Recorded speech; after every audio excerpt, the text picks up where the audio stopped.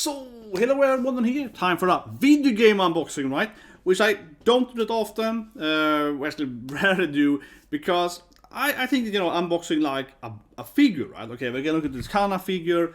We can talk about the stamps, the hair, the pantsuit, whatever. Right? Then it makes much more sense, right? And I tried this in channel and so on, but I feel putting the animation here because it's not Attack on Titan today and so on. And but the reason though I feel this here is like a meaningful box. I really like how this Triangle Strategy box looked like. So this is of course a game, Triangle Strategy, and it's a pretty big box right? Because you get a whole goddamn book, right? So I think it's really nice, like a Greenville book with this special edition here. So I think it's pretty nice. And has a lot of stuff into it, right? First of all, I just want to mention why I really want to talk about this game particularly, right? It's very briefly and make the video a little more fun. Because you know who I am, I can't stop talking now, but I just want to do an unboxing video and say nothing, right? So, give you a little bit of a game reference here and, workouts or whatever, right? So, I of course, love JRPG games, right? Except with Disgaea or whatever, right? And of course something like Wild Arms and so on, Wild Arms or whatever, right? Very, very classic game in my book, right? But, what I like first and foremost is of course games like FFT, right? Final Fantasy Tactics, or of course I talked about, Disgaea, whatever. And of course I love all the games like, Final Fantasy, right? Or Persona and all this stuff, right? But JRPGs are my favorite genre, but especially then this genre, right? Strategy games, strategy games, right? And I even worked on a strategy game a few years ago, so lead game design, right? And I'll say this thing, this will be a video by itself, but briefly here. It was interesting because it wasn't a very good company to work for. I didn't have very good managers, right? I was a lead game designer. I was only like top designer, right? So I was only answering to the CEO basically. And yeah, they were not very good. Okay, yeah, they weren't very good. But I could finally make these kind of games, right? So it was a very interesting life experience, generally speaking, because I was working at like, oh my god, I can finally make the game I want to make, right? Because when you work in the game industry, and it's certainly interesting in the sense that I worked on like Call of Duty, right, stuff so on, right, and that's kind of fun because Call is kind of fun to work, FPS and so on, right. But then some more years later, you're working at a mobile company, right, because you have to pay the bills, and the game, and you're working on this really boring mobile game that you yourself doesn't even like, right, but it pays the money, it pays the bills, right. So working on my strategy game, turn-based strategy game, of course heavily inspired by games like FFT, Tactical Ogre and so on, right, was really fun. But at the same time, it was a bad company and a pretty bad salary. So it was really interesting from a mental standpoint. But anyway, one thing I would say before I watch unboxing here is that studio though, it was interesting because something that I kept saying was that the game should probably have less graphics, right? And coming to here, of course. Because one reason why I really like this game, and also of course Octopath Traveler, is because they're going back old school, right? They are saying, we're gonna make the classic kind of Super Nintendo game, right? People really love. Again, Tactical Ogre, Ogre Battle and so on, right? Those kind of games, Front Mission, whatever, right? Because in the end of the day, this kind of genre is about gameplay, right? It's about gameplay. So the reason one thing that game I worked on didn't sell so well, was we focused so much on graphic, right? We even had a snow map in the game that was kind of laggy, and I said that we have to remove this bliss of it, right? Because people buying this game, they want to have a good strategy game, right? It's about the mind tricks, this thing, strategy. The people buying this, let's call it a niche genre, they are really focused on buying a games, because they want to, have cool graphics, right? And also the game would probably work better with anime or kind of this style for that matter as well, right? But anyway, we released the game with that anyway, and of course, even though people kept playing about it, and then when the game was out, everyone complained, it's too laggy and so on. The PC can't handle it, okay, and then we remove the stuff, right? Because this kind of games, right, this genre is all about the gameplay, it's all about the strategy. That's why I like this game, right, and I like Octopath Traveler, because again, the game, of course, is very old school, right? So if you look at this thing here, on the box, right, you can see that, that the game has this, old school graphics, right, so to speak. Of course, done in a modern style. But that's why I like this game even more, sense, because I think more companies can understand what is the focus on, in especially strategy games, right? It's the gameplay, right? But anyway, so as you can see, the game, of course, it's a big ass creamier book, right? Looks really nice. It's kind of heavy, honestly. Yeah, it kind of weights like, it looks like a book like that, right? And now I think you open this thing somehow, and then you now I have to be like, how do I open it? Because you don't want to break it, right? You're like, wait, how do I do it? It has to be here, I guess. You have to press it, I guess, in like this way, I think. There we go, yeah. So you open up with that. Bam, let's push to that side. Okay, so you open up that, okay. I get it now. Yeah, you open it like a book, right? Yeah. Okay, I didn't get what, yeah, like you said. Oh, there we go, right? So now, this is a really nice, honestly. It's really nice, I feel like. So you have some cards, right? You know, classic collectible thing, right? Let's start by putting them out here. So you get this like steel book in itself, right? There's a card in itself. You know, and here it's a nice steel book, right? You get all the characters, like you get all the classes, right? Like typical strategy game. So you get all the different characters, classes, the knight, the swordsman, and so on, right? So you get that in this classic, and have the weight and so on. And yeah, it's a holographic steelbook. It's a very nice steelbook, kind of rare, I feel, to get to Switch games, right? Because otherwise, it's easy to find, for example, steelbooks like, here, for example, is Persona, right? Really good game. I love this game, you know, Persona Royal 5, right? This thing is easy to get, I feel, right? You know, steelbooks for PS4 and so on, PS5, whatever. Yeah, very easy to get. Harder to get Switch steelbooks, I would say. They're definitely more rare, right? So anyway, you open up the book further. You have the actual game, right? So you both get in the steelbook kind of covering thing with different cards in it, and also the actual game, right? So you get two different things. So that's nice. And now then, you have to kind of open the book. So it's really like the answer to open the book like this, right? You have to open the book like this and remove the first layer, and then you have another layer. So this is super heavy. That's why it's a heavy, right? Because you have to actually kind of like go into it, right, and open it up. So now we have a next layer, of course, collectible, you know, art style, right? And this is what I like too, because I loved, you know, growing up on Tactics Ogre art and so on, right? So here we get, oh, it's nice, yeah. So we get all the, again, right, here's the art of all the classes, or then they have the classic poster of, you know, the game art, right? I will say this thing, I will admit, this should be probably bigger, yeah, okay. I will admit, I think that this thing here, if you have, let's say, this side, right, of it, you got the poster like here, then I think the size is like accurate, right? This size is accurate because of the other classes. But if you want to do the other way around, I should be bigger. So I will also be honest, right? That the other side will feel bigger, right? Then you have further more stuff here. You have the trading cards, right? You have the dices. That's part of the stuff too, of course. So I'm gonna open up this thing. This is really nice, man. It's like a whole, you know, oh man, it's like almost hard to open it. Little bit over these things, right? It's super tiny. Very accurate when you open it here. Oh my god, it's hard to open without breaking it. Man, okay, yeah, it's compact as hell, man. So for this thing first then. Oh, those are heavy too. Okay, so you have this dice, right? You have this dice in the thing, which I think is very interesting. They're like metal. This is actually kind of, honestly feel, just by the weight alone, this feels like, you know, serious right there. So these are really heavy. I don't just make it be, oh, good with video, but honestly, these things are super heavy. These weigh a lot. No wonder the box weighs a lot, because these things are like freaking. These are like freaking lead, man. No, but it's no question to me now why it weighs so much. So that's the bag and so on, right? Of course, the name, title, and so on, right? But yeah, these things here are dice sets and so on. The different numbers from the game, and I like that every die itself and all the other stuff here and different metal thing and everything is coming in and its own plastic bag too. So very mint condition. But yeah, like these things are actually super heavy. Like seriously. Oh. Yeah, super heavy.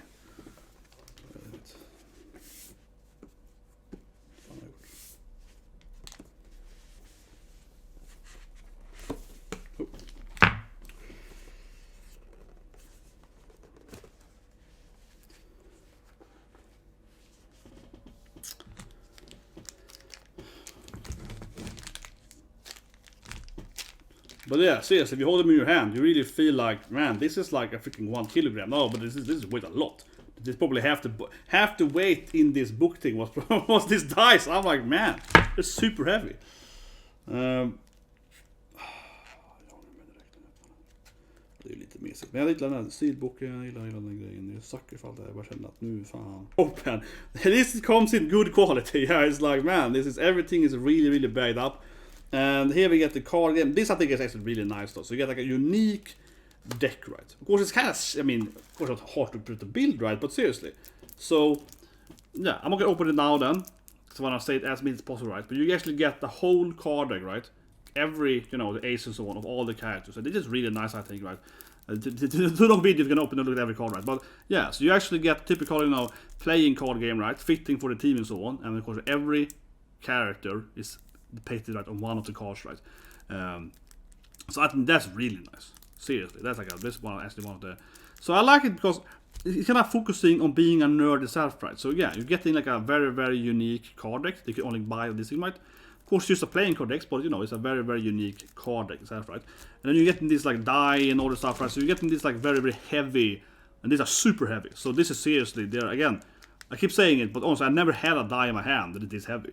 I've had like a D100 or whatever, right? Like bigger dice, but never like an actual, you know, like this size. So this is seriously like good quality. And no, this book wasn't that expensive. I paid back $100 for it, right?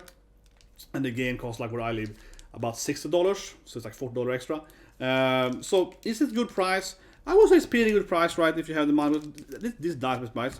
The card deck, right? Especially I feel it's also really nice. I'm a sucker again, right, for really cool collectible steel books or steel cards and this kind of things. And I'm a sucker for this, right? And I as a person at least, I am very willing to probably pay at least $10 more, right? So if a game costs like $60 and it's like, okay, but if you pay, you know, $10 more to get the SteelBook or whatever, right? Now this is like some kind of first edition thing, so they probably got it. But yeah, you know what I mean? Yeah, I usually willing to pay for that, right? I have, for example, here is the Resident Evil SteelBook, for example, also for me. This I probably paid, you know, $10 for, honestly, right? Yeah, $5-10. So that's something I think about immediately if I'm gonna have to value it. I've worked this out. That I would say if I pay roughly $40, so to speak, right, for this edition, right? But this thing here for me, honestly, usually goes for $10, right? So I think that's like a fair estimate, right? Okay, so you're paying like, you know, yeah, like a $10 for that, right, usually, and that's pretty much what you expect also to pay, right? So for me, then the question is, what is the more worth, right? Because I think we can argue and say that this SteelBook is like, you know, the SteelBook collector also can get a holographic SteelBook, right? So that's like $10, right? Okay, so the question is then, is all the stuff worth $30 more? Because, you know, I want to give you a fair review, right? I do love that you get a huge box ass, okay? I'm a simple man. I love that this is massive, okay? Especially with Switch games, you know, are normally in this size, right? You know, so here you get a goddamn huge. This you have in your library. You can like that, bam, you put it in there. I play this game, you know, it's freaking massive, right? But of course, what really attracted me to buying this edition, not only, as I mentioned earlier, right? Just brief to play that. The reason why I like this game generally, right? Of course, the genre, but I do let the company is willing, you know, to go back and say, this is the gameplay, this is what people want, right? You know, they're buying this not for the graphics, they're buying it for the gameplay, right? And that's why I like to, you know, pay my respects to speak, right? For example, we have Testament coming out on Guilty Gear, right? I have the season pass of Guilty Gear Strive. Why? Because I really liked it. You know, Arc System Works keeps making Guilty Gear games. They kind of went back to the basics of that game, right? So I like to buy and pay extra for games, right? That I feel is like, okay, they're doing what I want, right? And I would easily pay more than, you know, $60-70, right, for a video game if it actually, well, you know, no one says shit, you know what I mean? Yeah, it actually fit up, right? So that's one thing you can watch. But otherwise, yeah, the book, of course, really, I think, is really cool, right? I love this book, seriously. I love this book. It is massive compared to the Kamna here, right? This is like good for your collectible edition, right? I mean, I think so. I think the Need book is really cool too. It was it last year, right? So yeah, the book is massive, right? It's huge. The steel, this, you know, the card book, right? That is cool. What more do we have? Okay, so the book is several layers though, so you have this kind of pages you have to turn around, but that doesn't really matter though. We also got this thing. This I would say is the least interesting thing, right? You get the poster. I would say this is the least interesting part, right? You get this could have been bigger, okay? This I would fast say could be bigger, and I really do like this die though. I love freaking dice, man. They are goddamn massive, okay? That these die are so heavy. Like I never had a die in this size before. They're usually, you know, plastic or whatever, right? But as it says in the book here, they usually say dice, honestly. You know, the box you set of six customized, rare dice, right? Whatever, right? That's what it says, right? But what can I say, right? Like I expected the dice to be plastic or maybe tiny, you know, hollow, right, or whatever in iron. That they might be hollow, but instead they're solid iron. So they're super. I can't say super heavy, but because I played a lot of board games in my life, right? And having then a die that is so heavy really gets different to it. So that's gonna be really cool to play with friends and one, right? And then of course, lastly, right, to have the actual SteelBook. So to build a castle. Oh, can I do it? Okay, let me be a castle, okay? I did it! I can see my face anymore, but I did it, baby. I built the book there. Freaking love the shit to be like... Look at it, you know. Yeah, look at it. Really nice. SteelBook, of course. I think it really looks good, actually. You know, I love the graphic of it. I love the Libra thing on the back and so on. Right? So actually, I think one of my better SteelBooks, seriously. But honestly, it sounds kind of ridiculous, but I am mostly, mostly like, you know, not excited, but like surprisingly, like, whoa! I never. Yeah, I have a lot of collectible dice from other games, from playing like Magic Gathering tournaments or whatever. Right? You usually get like a D20 in every Magic tournament you play in Princess one, but these are so solid iron. I guess they are, and I've never seen them before that they're this massive, like really high quality dice, right? So that surprised me because I looked at the image right before I bought it. And I was like, yeah, you know, it's probably like, you know, 6 really cool looking plastic dice, like whatever, you know, I don't doesn't matter. And then whatever, it's like a nice thing. And then like, whoa, actually, because the card the game, this was one that's interesting, right? And I put it back down into the box here. Super hard to open the box. I had to take a break there and be like, how the hell do I open it? And I put up like I got my Surukan, honestly, and I was like, you know, do something that right. But lastly, the negative thing I would say though, and also wait, one thing important, I like to also get the game itself right, you know, just for collectible, right? Like example, I have a Resident Evil because sometimes when you buy, and the book is massive, man. You can put the book in your freaking library. I really love the book though. The book itself is worth like $10, I'll say. That's really, really interesting, really massive, you know, really sizable, right? Yeah. But last thing, right? I really do like that you get the game and this collectible SteelBook card thing, right? It was really good because sometimes you buy SteelBooks, or I think sometimes, yeah, half and half. You buy like a SteelBook and then you get the game inside the book, right? So here you actually still have this normal mint thing, and you have this thing also set up for it, right? Yeah, so that's pretty cool. But lastly, the negative point, yeah, this thing was a negative. If I put it up right on the wall or whatever, I would go for, of course, as I mentioned earlier, this thing should be bigger. Yeah. This thing I think is fine, right? Because if you make this massive, it doesn't really what to read it anyway. I mean, it's still nice having every class in the game. I still like the I think it's a good touch, right? You see all the different classes, all the different gameplay, you know, mechanics to speak, you know, the warrior, the priest, and I mean, I still like it. I think it's cool, right? It kind of reminds me of I have the, you know, this posters of all the Pokemon, so 150 Pokemon, so yeah, kind of like that. So it's nice, but obviously if you turn it around, this feels way too tiny, right? It feels like something you would get in a loot box. So of course I have about a loot box in my life, right? Order a loot box someone. And if you buy a loot box, you get a box, right? You get some random stuff, right? And this feels very loot boxy, yeah, because you get like loot box usually gives you, here's some mug, here's this stuff, right? And it's a lot of like, you know, kind of C, D tier stuff, right? Sometimes you get lucky and you get like a big figure or whatever. So for example, I have a Deadpool figure that I got in a loot box a few years ago, which is like massive. It's like this big. I was like, whoa, what the hell? Like a Deadpool figure for like 30, 40 bucks at least, for like 50 bucks for that figure, probably more. I was like, whoa, this is the biggest figure I've ever seen in a loot box, right? So that's like, okay, that's cool. But usually a loot box, you kind of get this kind of, yeah, like you get a poster and the poster is, you know, comparable to behind me, right? Yeah, you get a poster and it's like, it's not that big. That being said though, because I buy a lot of posters, and I have, for example, a naked lightning poster, which I can't show you here, right, because on YouTube or so on or whatever. I have this poster of lightning having a fun time with Tifa, right?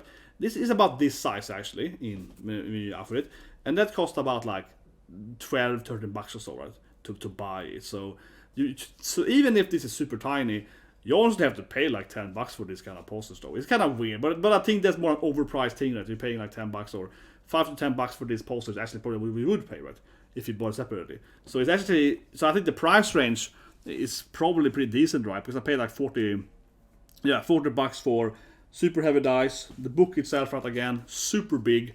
That definitely worth. This thing alone, I think, for my nerd collection, I feel is really goddamn worth it, right? It's putting in my library, that's my Bible, you know. And so on.